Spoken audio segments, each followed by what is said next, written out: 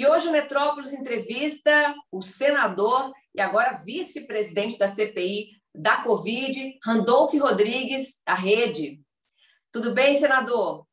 Olá, Raquel. Satisfação estar contigo, falar com você e falar com todos que estão acompanhando pelo Metrópolis. Bem, vamos começar falando de CPI, né? Que é o que todo mundo quer saber. O Brasil inteiro está acompanhando essa CPI, todos os holofotes estão sobre ela, e o senhor é a grande mente por trás da CPI, é o grande artífice dessa CPI e hoje é o vice-presidente dela. O atual ministro da Saúde, o Marcelo Queiroga, os ex-ministros Taixe, Mandetta e também o general Pazuello, aquele que foi visto recentemente sem máscara, passeando no shopping center. Bom, todos eles serão ouvidos pela CPI.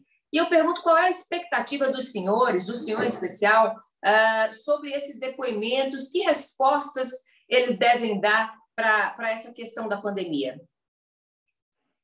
Nós começamos a Comissão Parlamentar de Inquérito, Raquel, com um depoimento destes, não à toa, porque é a partir desses depoimentos que estão colocadas as perguntas mais angustiantes,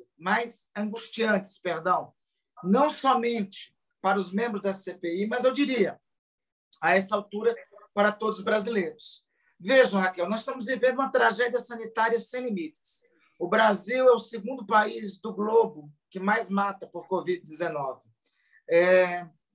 Em números de hoje, nós somos proporcionalmente, por 100 mil habitantes, o nono colocado, mas daqui a pouco, pela média triste, trágica e lamentável que estamos indo, deveremos ultrapassar o Reino Unido e vamos estar, então, entre as 8 nações que mais vai matar por Covid-19 no planeta.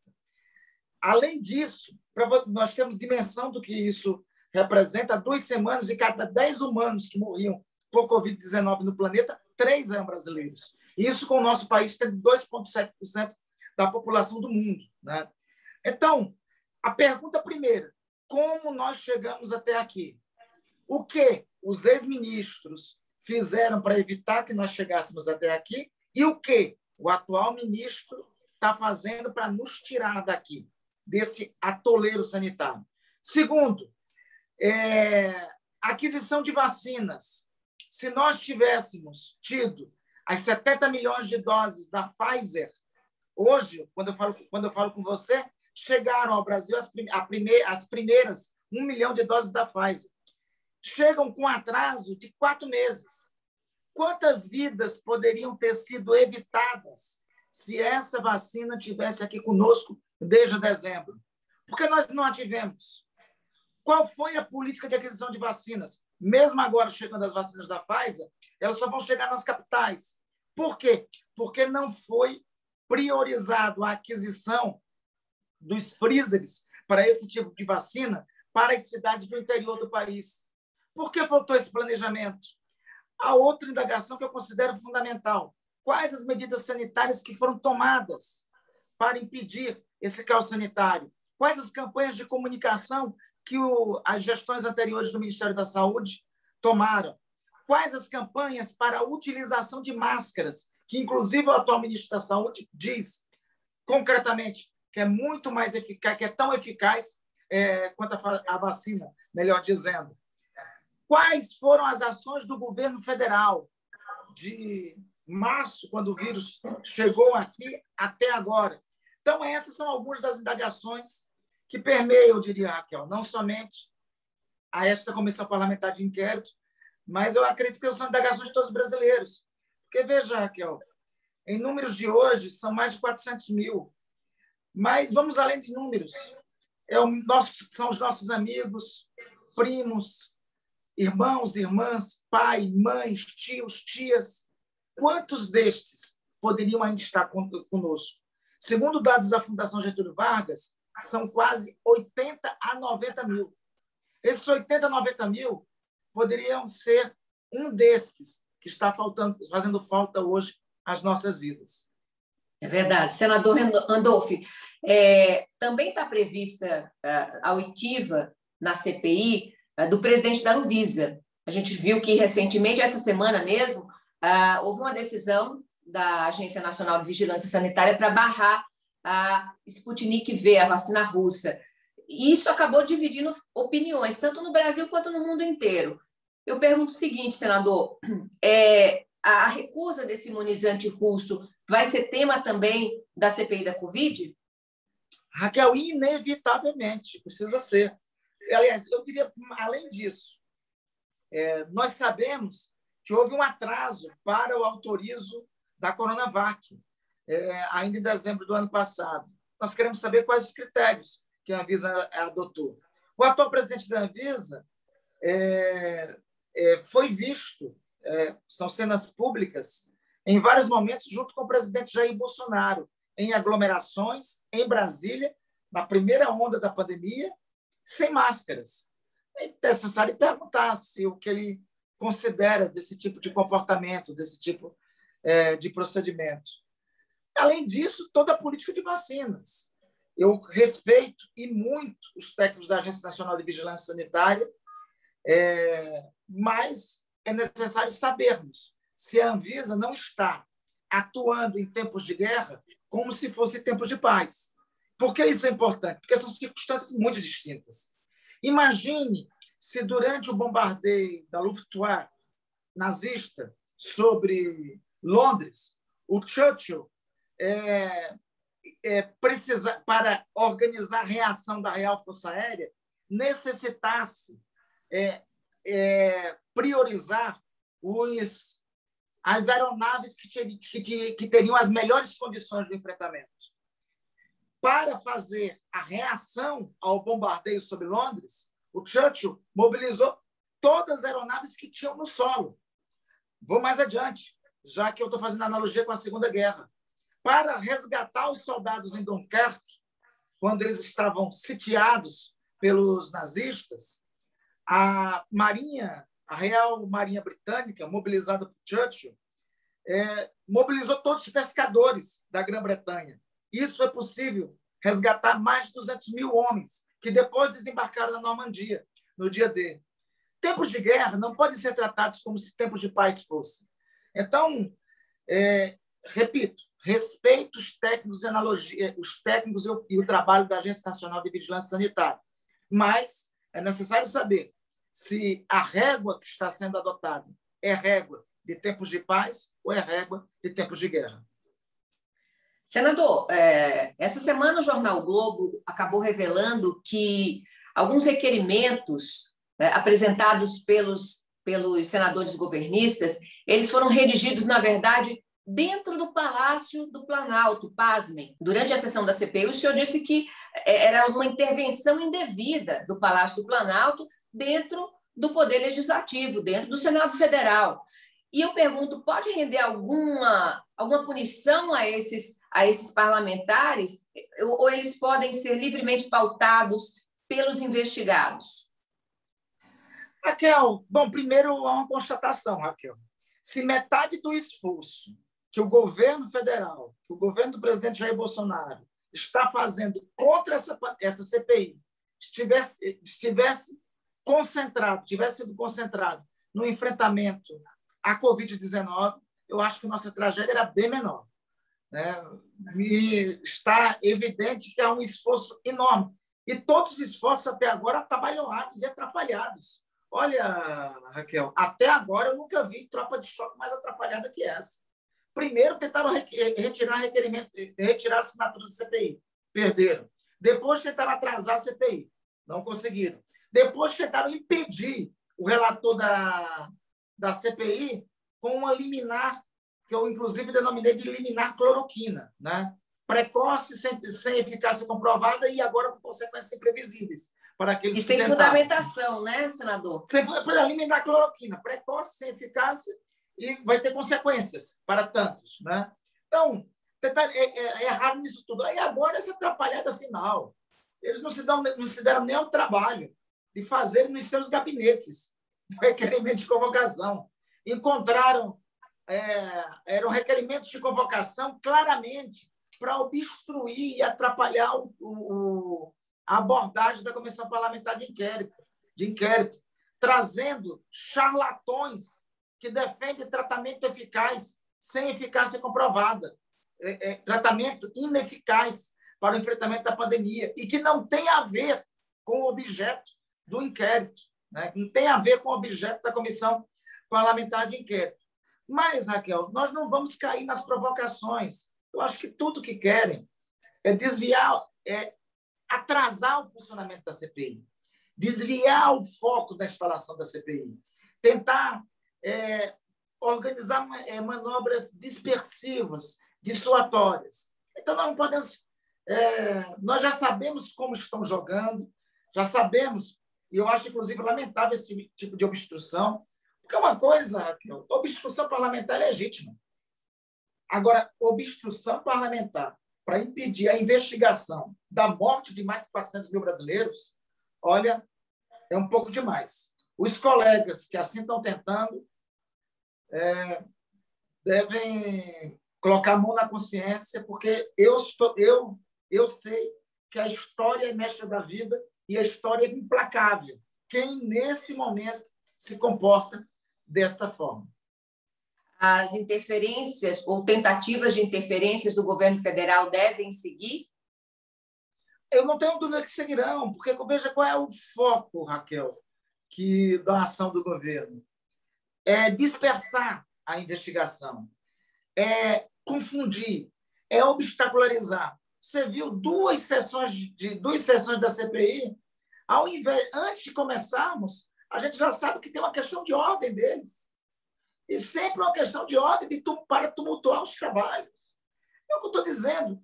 Se o governo não tem nada a temer, se o governo não agiu como aliado do vírus, essa CPI não é contra o governo. Essa CPI é contra o vírus e contra os aliados do vírus. Se o governo não foi aliado do vírus, se o presidente da República tomou as medidas de proteção devidas, se incentivou o uso de máscaras, se tomou todas as medidas para a aquisição de vacinas, se fez tudo isso, não há por que temer. Mas eu acho, inclusive, olha, eu não queria estar no papel, aliás, eu nunca cumpriria o papel triste que os colegas parlamentares estão cumprindo, de impedir, não é uma investigação, não estamos falando de uma investigação por corrupção, estamos falando de uma investigação que deve nos levar à responsabilidade pela morte de hoje mais de 400 mil brasileiros. Se números não constrangem, se números não sensibilizam, olhem para o lado e vejam se não encontram um amigo. Olhem para o outro e vejam se não encontram um parente. Agora, olhem para frente e vejam se não poderia ter sido adotadas medidas para que este ainda estivesse no seu convívio. Mas o presidente da República já disse que não teme a CPI da Covid. O senhor acha que ele tem o que temer ou não? Olha, Raquel, se não tem, por que ele está fazendo tanto contra? Já disse que CPI é o carnaval, já foi pego em uma conversa telefônica com um colega meu, já fez ameaças, inclusive a mim, já chamou a CPI de canalhado, né? Não sei, porque se não teme, se ele de fato não teme, eu exulto e eu rogo a Deus que ele não tema. Porque quanto mais ele teme, ele fica mais preocupado com a CPI e menos preocupado. Tudo bem que ele não fez muita coisa até agora, né? Mas ele fica menos preocupado nas ações de combate à pandemia, que é tudo que nós precisamos, né? Eu gostaria de ter essa consciência e essa convicção do presidente da República de que, de fato, ele não teme. Se não teme, então tem que deixar a gente trabalhar. Tem que falar com os colegas parlamentares que frequentam o Palácio do Planalto, inclusive fazem requerimento de lá, dizendo assim, não, gente, deixa o pessoal, vamos trabalhar lá. Apura o que tiver que ser apurado, né? Basta agir desse jeito. Não precisa ficar fazendo requerimento na sala lá da doutora Thaís, né? Na sala contígua ao gabinete presidencial. Não precisa ficar fazendo requerimento de lá. É estranha essa declaração do presidente, né, senador Randolph, porque parlamentares próximos a ele foram à justiça e tentaram a todo custo, como o senhor bem lembrou, tirar a relatoria do senador Renan Calheiros, que é indicado pelo presidente da comissão. Por que a presença de Renan Calheiros incomoda tanto o Palácio do Planalto? Pois me parece que a CPI incomoda muito o Palácio do Planalto, né? E eu acho que o único relator possível era aquele que despachasse direto com o presidente. Lamentavelmente, não vai ser. Não vai ser. Eu estou muito convencido. Eu estou muito convencido em um grupo de 7 ou 8 colegas que estão muito determinados com a investigação, que não estão se intimidando às pressões. Existem pressões, ameaças, deve ter chantagem. Eu estou muito convencido com um grupo de 7 colegas senadores experimentados, já foram governadores, o senador Renan já foi presidente do Congresso, que tem consciência, no meu sentir, que estão a cumprir uma tarefa fundamental para a história do país. E é tão importante para a história do país porque eu acho que a história será implacável com aqueles que, nesse momento, sucumbirem. Repito, não se trata de uma CPI qualquer. Eu tenho dito, é a mais importante da história do Congresso. Se trata da CPI para apurar as causas do maior morticínio da história nacional. Raquel, somar todas as guerras que o Brasil participou desde a sua formação como nação independente, não é superior a 400 mil mortos. Some todas. A Guerra da Independência, a Guerra do Paraguai, Canudos, os que morreram na consolidação da República, foram mais de 30 mil brasileiros, a participação do Brasil na Segunda Guerra Mundial, some todos esses eventos da história nacional. Não chega a 1/3 do número de mortos que nós temos por conta da pandemia. Número que ainda, que dramática e tragicamente para nós, continua crescendo, continua crescente. Então, por isso é uma CPI mais importante, é a CPI mais importante da história do Congresso. Porque apurará as causas desse morticínio. É uma CPI que ela começa, eu tenho dito isso, Raquel, sobre o espectro desses 400 mil mortos. É como se a alma desses 400 mil, o peso das famílias enlutadas, estivesse dizendo para nós, não nos decepcione. Não nos esqueçam. Sempre honrar o que nós estamos fazendo. Verdade. Senador, depois que o Brasil atingiu essa triste marca de 400 mil mortos, e a gente já passa disso, o ministro da Saúde, Marcelo Queiroga, disse que o governo federal vem vacinando a população com eficiência. O senhor concorda? Não, não concordo. Se fosse com eficiência, Raquel, nós teríamos começado a vacinar em dezembro. E Raquel, nós tínhamos tudo para ser um exemplo global do enfrentamento à pandemia. Por quê? Primeiro, porque o vírus deu uma volta ao mundo antes de chegar aqui. Nós já sabíamos o efeito dele na China, nós já sabíamos o efeito dele na Europa, nós já tínhamos visto a tragédia que ele era capaz de realizar se não tivesse tido as medidas sanitárias necessárias na Itália. Então, ele deu uma volta ao mundo e chegou aqui. Ao chegar aqui, se tivesse tido primeiro uma coordenação nacional de enfrentamento à pandemia, quantas vidas nós teríamos tido salvas? Ao invés de uma coordenação nacional, nós tivemos um conflito nacional, um confronto nacional. Prefeitos e governadores fazendo uma ação, o presidente da República fazendo outra. O presidente da República, o primeiro pronunciamento dele à nação, Raquel, ele disse que era gripezinha. Chamou de gripezinha. Uma hipótese que nós temos que tratar é a seguinte: o principal teórico do presidente da República, me parece, naquele momento, era o deputado Osmar Terra. O que é que dizia o deputado Osmar Terra? Ele dizia, ele participou de um debate comigo há um ano, há mais de um ano, foi em março do ano passado. E nesse debate comigo ele disse, não chega a 1.600 mortos. Então, a tese que o deputado Osmar Terra elaborava e que o presidente assumiu foi a seguinte: se infecte todos. E aí a gente sai logo e recupera a economia. Só que, primeiro, infectar todos é um cálculo da morte dramático. Porque se nós chegarmos a 100 milhões de infectados, se a mortalidade com o vírus é de 3% a 5%, isso significa 3 a 5 milhões de mortos. Então, se o mínimo de medidas sanitárias tivesse sido adotado, a tragédia ainda era maior. Pois bem, então, ao invés de um pacto contra o vírus, nós tivemos um conflito a favor do vírus. Segundo lugar, quando o mundo disse a solução é a vacina, qual foi a medida adotada aqui pelo governo brasileiro? Ah, não, ô Dória, a vacina sua não vou comprar, não. Estou estabelecendo uma guerra contra a vacina. A Pfizer tentou vender, o que foi dito? Vai virar jacaré.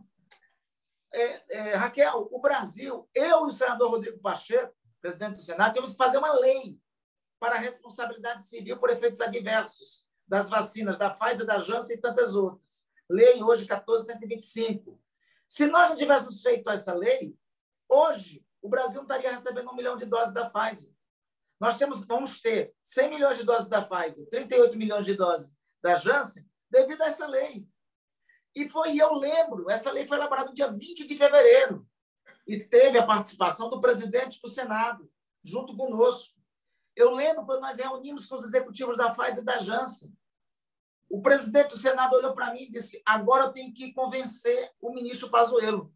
Olha só, teve que ir. Dia 20, eu não estou falando do ano passado, estou falando dia 20 de fevereiro. A vacina da Pfizer já estava sendo aplicada em 65 países. O Brasil ainda não tinha essa vacina porque a União não queria assumir o efeito civil, o eventual dano civil por efeitos adversos disso. Foi preciso o presidente do Congresso Nacional Brasileiro ir reunir com o ministro da Saúde para convencê-lo a adquirir vacinas. Para convencê-lo de uma lei para adquirir. Isso é surreal. Então, eu não concordo com a afirmação. Eu até louvo os esforços do atual ministro. Em comparação anterior, não tem nem régua para medir, né? Não é nem parâmetro. Mas essa afirmação não é verdadeira. Nós estamos vacinando. Não adianta dizer que tem 30 milhões de brasileiros vacinados com a primeira dose. Isso significa 14% da população. A imunização total é só com primeira e segunda dose. E hoje nós temos 7% dos brasileiros. A Colômbia está empatada com a Colômbia. Aí eles vêm com a história. O Brasil é o 5º país que mais vacina no mundo. Não, meu amigo. Se fosse por isso, o país que mais vacina no mundo é a China, por conta do número de vacinas que tem lá. E a lógica não é essa. A lógica é qual é o percentual da população que já está imunizada. Porque não adianta você ter aplicado 30 milhões de doses e só ter 7% dos brasileiros imunizados. Nessa conta, nós somos o 56º. Como se fosse glória dizer, já distribuímos 30 milhões de doses de vacinas. E aí? Nós somos o 2º que mais matamos. Somos 210 milhões de brasileiros, né, senador? Lembrar, né? Somos 210 milhões de brasileiros. Somos 210. A eficácia da vacina é com a imunização. Eu vou dizer, estaria se vangloriando, o Brasil teria razões para estar se vangloriando, e é o seguinte, nós podemos, não é uma situação assim, vamos comparar com os Estados Unidos, mas não tem paralelo porque os Estados Unidos é mais rico. Não. Nós poderíamos estar numa condição melhor que os Estados Unidos. Sabe por quê, Raquel? Porque nós temos o Plano Nacional de Imunizações, nós temos o Sistema Único de Saúde, que os Estados Unidos não têm. Nós temos uma rede muito mais eficaz para fazer a vacina chegar no braço de todos os brasileiros do que os Estados Unidos. Era, a essa altura, se nós tivéssemos adquirido da Pfizer, se nós tivéssemos antecipado a Coronavac, se nós tivéssemos feito tantas coisas, era para nós estarmos hoje com 30% de brasileiros vacinados, 40%. Era para a gente estar como Israel, já tirando a máscara na rua, já dando de ombros, né, para o vírus, né? Já andando, pelo menos na rua, andando sem máscaras. Mas não estamos com 7%. O próprio ministro da Saúde falou que grupos prioritários só vai terminarão de ser vacinados em setembro. Em setembro. Nossa. Significa dizer o seguinte, que nessa média vai ser muito difícil nós imunizarmos todos os adultos até dezembro. E não adianta. Se não imunizarmos todos, não adianta falar em recuperação da economia, porque não teremos. Segundo revelações da imprensa, senador Randolph, o governo teria recusado pelo menos 11 ofertas de vacinas. E eu queria saber qual o impacto dessa inação do governo nessas 400 mil mortes de brasileiros. Segundo dados da Fundação Getúlio Vargas, Raquel, pelo menos 90 mil compatriotas nossos poderiam estar vivos. 90 mil de dezembro para cá. Este é o tamanho. Ou seja, a gente fala aqui 90 mil. Vamos dar um exemplo concreto, né, Raquel, para o pessoal que está nos assistindo. Há um mês, 3 semanas ou um mês, nós vimos o depoimento comovido do padre Fábio de Mello sobre a morte da mãe dele. Né? O que me chamou mais atenção no depoimento do padre Fábio de Mello foi quando ele disse o seguinte: faltaram 4 dias para minha mãe ser vacinada. 4. Nossa. Se tivéssemos vacina em dezembro, quantas mães iguais à mãe de padre Fábio não estariam cá entre nós? Não estariam aqui conosco? Quantos amigos meus, seus, Raquel, que nós já perdemos, que nos deixa destruídos, não estariam aqui no nosso meio? Né? Então, essas 11 negativas são 90 mil compatriotas nossos. São 90 mil mães, pais, tios. São 90 mil presenças que não vão estar mais no jantar, que não estarão mais no almoço de domingo, que não estarão mais nas ceias de Páscoa, que não estarão mais na ceia de Natal. São 90 mil. 90 mil. E isso tem que ser apurado. Por isso, eu considero revoltante qualquer tentativa de obstruir o trabalho de investigação dessa CPI. O senhor publicou um texto no Poder 360 e o senhor traz 2 temas que são muito relevantes para a CPI. Primeiro, a falta de oxigênio em Manaus. As milhares de pessoas, centenas de milhares de pessoas que morreram sem oxigênio, né? Morreram asfixiadas. E depois, a dificuldade do Brasil em adquirir as doses das vacinas. Desde que o anúncio de que a CPI seria aberta, né, sobram aí apontamentos de quem deveria ser ouvido, do que deveria ser investigado. Há algum risco dos senadores de tanta coisa ser investigada, de tanta coisa ser apurada, acabarem sem encontrar resposta para tudo? Me parece que aqueles que não querem investigação querem, no fundo, isso. Dizer, vamos investigar o mundo. Todos aqueles que dizem que querem investigar o mundo, desconfiem. Na verdade, a real intenção é omitir ou esconder a investigação central. O que os brasileiros querem saber é a pergunta anterior sua. Por que 90 mil dos nossos hoje não estão aqui conosco convivendo? Por que nós chegamos a esse fundo do poço sanitário, esse atoleiro sanitário? Então, nós temos que ter foco. Por isso é o seguinte, Manaus, porque é importante? Porque lá que iniciou a segunda onda. Lá que iniciou o colapso de oxigênio que tomou conta do restante do país. Temos que nos ater a isso. Segundo, quais as medidas? E isso vai ser perguntado essa semana aos ministros, aos ex-ministros e ao atual ministro da Saúde. O que poderia ter sido feito para ter evitado essa segunda onda? E quais medidas foram tomadas ou deixaram de ser tomadas que levaram à devastação que nós estamos assistindo? Devastação mesmo, Raquel. Veja, nós tínhamos, dia 7 de janeiro, a gente perde a noção às vezes, né, Raquel? 7 de janeiro nós tínhamos 200 mil mortos. Nós somamos de janeiro para cá outros 200 mil. Nós tivemos mais mortos nesses 4 meses do que quase todo o ano passado.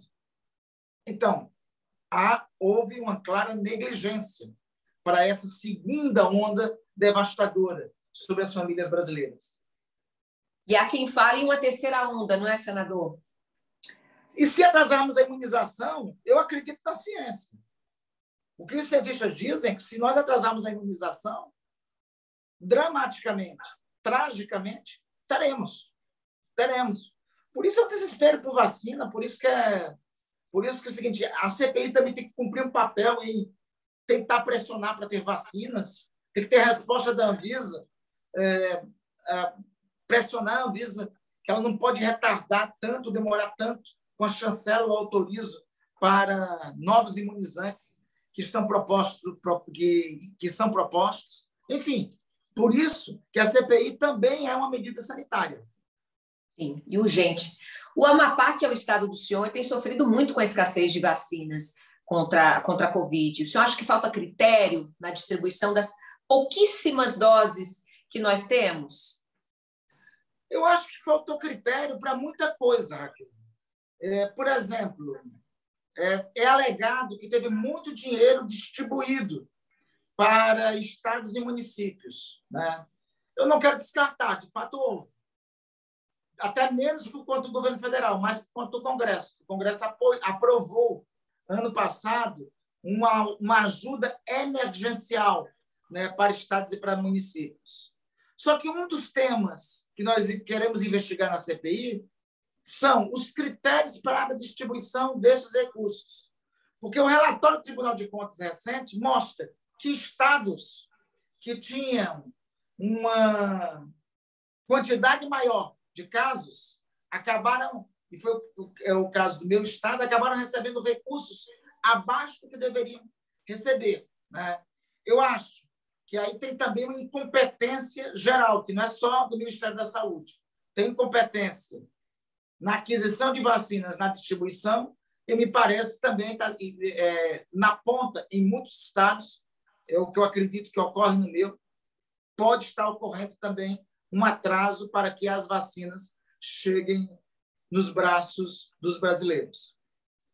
Senador Randolph, há quem diga que o objetivo da CPI seja atingir o governo Bolsonaro para enfraquecê-lo num eventual embate com o ex-presidente Lula em 2022. Há quem diga que a CPI aconteça para obter algum fato incontestável que finalmente gere o impeachment, né? Procede, na opinião do senhor, alguma dessas duas ilações? Raquel, eu tento fazer oposição ao governo do presidente Jair Bolsonaro, mas eu sou menos competente que o próprio governo para fazer oposição a ele próprio. O mais eficiente na oposição ao governo é o próprio presidente Jair Bolsonaro. Aliás, eu acho que ele é o líder da oposição real lá no Congresso. Foram os erros na condução da pandemia que nos levaram agora à crise econômica. Veja, a economia chinesa vai sair esse ano com 18%, a americana com 6%, 7%. A zona do euro deve ter 8% de recuperação. Na América Latina, em números de hoje, nós seremos um dos que menos crescerá economicamente. E, sob o impacto da segunda onda, essas expectativas ainda podem ser mais rebaixadas ainda. Podem ser ainda mais rebaixadas. Esse erro, eu vou atribuir a quem? O atraso da vacinação foi responsabilidade minha? Ou foi do Ernesto Araújo e do filho do presidente que ficaram atacando a China e, por conta disso, os insumos não estão vindo? Ou é por conta do ministro da Economia, agora, que fez um novo ataque à China, ainda nessa semana, né? Raquel, o chefe da Casa Civil, do presidente da República, em uma cena constrangedora, é constrangedor para o general do Exército fazer aquilo. Disse que foi se vacinar escondido. Que coisa feia. Coisa feia. Seja um governo que tem uma política anti-ciência, anti-vacina, que tem uma ação anti-vacina, anti-ciência, e todos sabem que só tem recuperação econômica depois que se recupera sanitariamente, vem colocar culpa na oposição? Não, olha para os seus erros primeiro. Em segundo lugar, a CPI nem vai entrar no calendário de 2022. A CPI terminará em agosto ou setembro, ou mesmo que seja prorrogado, terminará em outubro. E a única coisa que a gente não está preocupado nessa comissão parlamentar de inquérito é o calendário eleitoral, mesmo porque a CPI nem ocorrerá no ano da eleição, terminará antes. Senador, muito obrigada pela entrevista, muito obrigada pela sua disposição aí no meio de uma viagem, parar, nos receber carinhosamente. Raquel, a honra é toda minha, sempre conversar com o Metrópolis, em especial, me permita, porque sou seu fã, conversar com você. E o Metrópolis Entrevista fica por aqui, eu vejo vocês numa próxima oportunidade. Tchau!